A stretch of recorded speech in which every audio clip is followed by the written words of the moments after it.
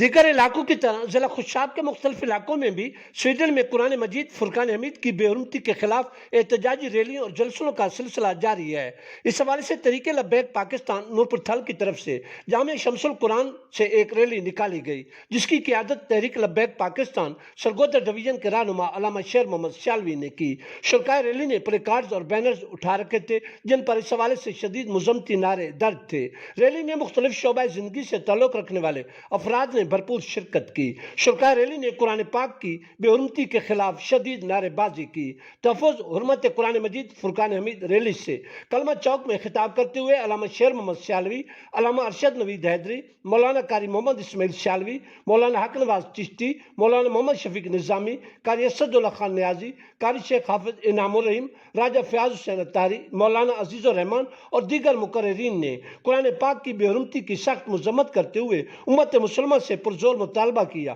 کہ ایک plate form پر متحد ہو کر طاغوتی طاقتوں کے مذموم عزائم خاک میں ملا دیں اور سویڈن حکومت سے ہر قسم کے تجارتی اور سفارتی تعلقات کو بھی ختم کریں۔